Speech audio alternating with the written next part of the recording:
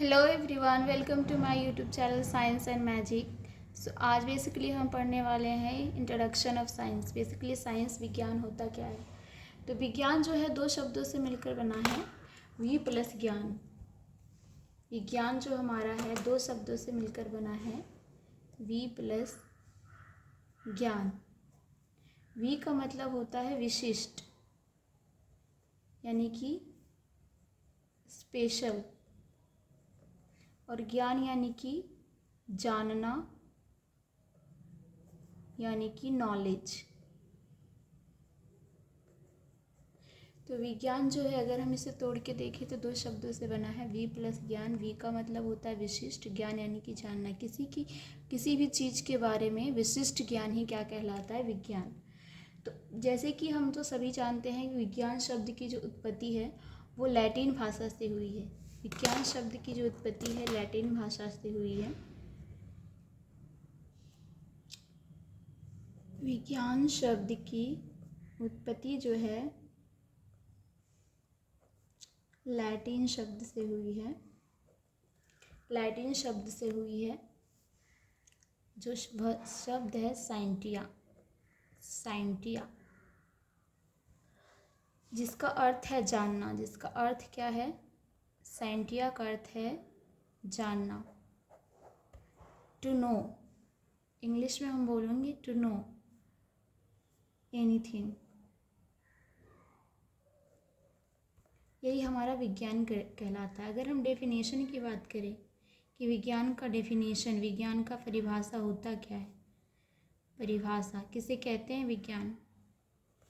विज्ञान किसे कहते हैं, तो विज्ञान का जो सिंपल डेफिनेशन है, किसी भी वस्तु का क्रमागत ज्ञान। किसी भी वस्तु का क्रमबद्ध ज्ञान या क्रमागत ज्ञान जो प्रयोगों व परीक्षणों से प्राप्त किया गया हो एवं जिसका साक्ष्य हो, क्या कहलाता है, विज्ञान। किसी भी वस्तु का क्रमबद्ध तरीके से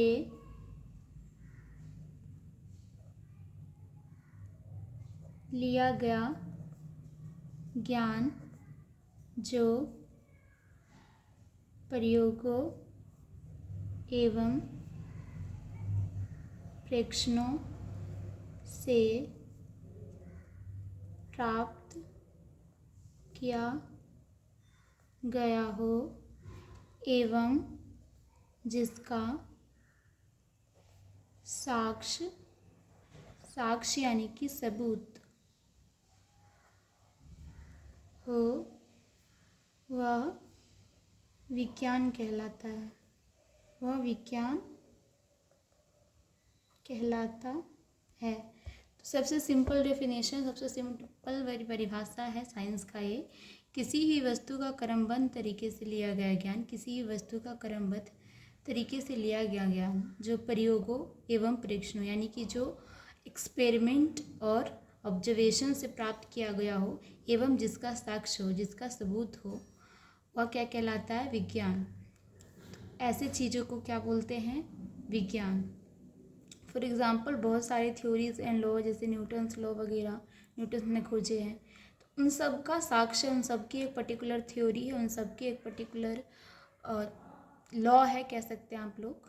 तो जिसका हम अपने आँखों से साक्ष्य है वो क्या कहलाता है, विज्ञान। विज्ञान जो है स्टैटिक नहीं होता, ये स्थिर नहीं होता। विज्ञान स्थिर नहीं होता, ये चेंजेबल होता है। मान लीजिए कि अगर कोई भी थ्योरी, कोई भी लॉ किसी भी साइंटिस्ट द्वारा दिया गया है तो वो चेंज हो सकती है। आपके लॉ जो होते हैं बेसिकली चेंजेबल होते हैं, लेकिन थ्योरी चेंजेबल नहीं होते सकते हैं। यानी कि मान लीजिए किसी इंसान ने किसी मशीन की खोज की है तो उसने पेटेंट करवा ली है, तो उसमें उसका बदलाव भी हो सकता है, कोई और कर सकता है, या उसे, जैसे कि बहुत सारे लॉ है न्यूटन्स लॉ, तो कोई ऐसा इंसान आए जो न्यूटन लॉ को गलत साबित कर सकता है, वो अपना एक न्यू नो लॉ अपने साक्ष्य के द्वारा बता सकता है।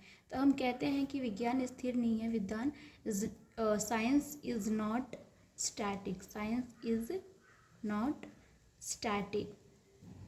Science it is a changeable. It is a changeable. अगर हम इसकी शाखा की बात करें कि विज्ञान की कितनी शाखा होती है, विज्ञान की 3 शाखा होती है। विज्ञान की 3 शाखा होती है। There is 3 branch of science. There is 3 branch of science. पहला जो होता है, जो कि हम सभी जानते हैं, केमिस्ट्री।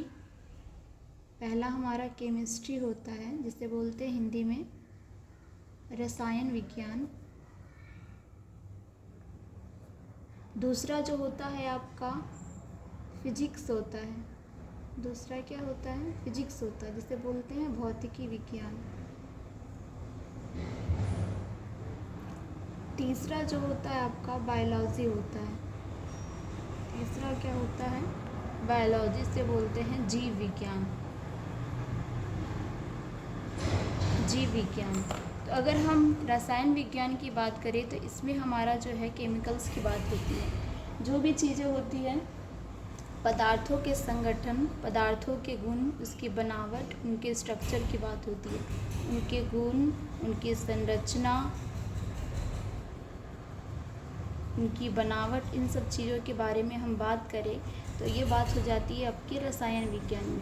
अगर भौतिकी विज्ञान, फिजिक्स की बात करें तो इसमें प्राकृतिक चीज़ों, प्राकृतिक घटनाओं के बारे में पढ़ते हैं। प्राकृतिक घटनाओं के बारे में पढ़ते हैं हम भौतिकी विज्ञान में। जो नेचुरल घटक होता है, जो नेचुरल घटनाएँ होती हैं, जैसे बिजली का गिरना या चांद तारे के बारे में जानना कि किस तरीके से कौन से लॉ ऑफ अट्रैक्शन से वो लोग घूमते हैं, ग्रेविटेशनल फोर्स वगैरह। तो ये सब हम प्राकृतिक घटनाएं जितनी भी होती है हम फिजिक्स में पढ़ते हैं।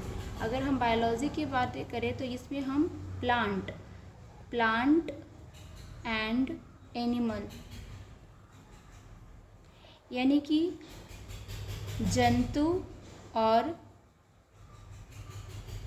पादप की जीवन शैली, वो किस तरीके से अपनी जीविका चलाते हैं इस धरती पे, किस तरीके से उनकी बॉडी संरचना है, किन तरीके से वो बने हैं, किन तरीके से वो जीवित रहते हैं, किस तरीके से वो अपने लाइफ सस्टेन कर रहे हैं, किस तरीके से वो लाइफ जीवन अपनी चला रहे हैं, इसके बारे में बात करते हैं।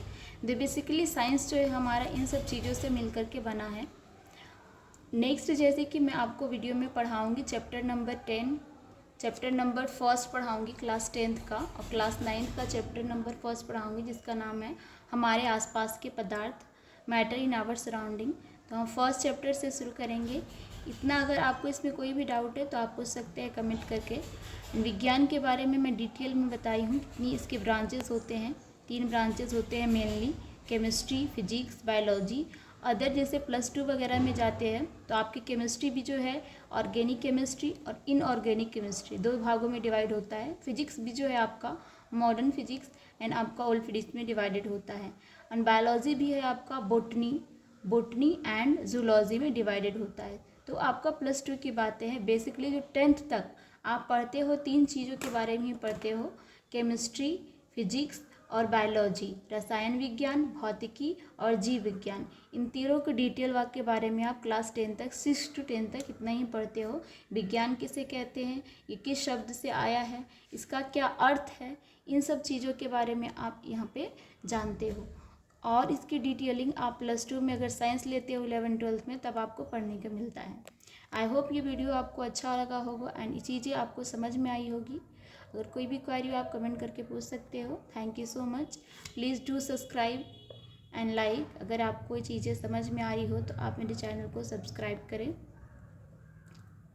अब प्लीज़ लाइक करना ना भूलें और शेयर बिल्कुल करें अपने दोस्तों को, जिनको भी हिंदी, जो बेसिकली हिंदी मीडियम से पढ़ रहे हो या इंग्लिश मीडियम से पढ़ रहे हो, दोनों मीडियम में पढ़ाने की कोशिश करूँगी और अच्छे से चीज़ों को समझाने की कोशिश करूँगी। Thank you so much. Thank you.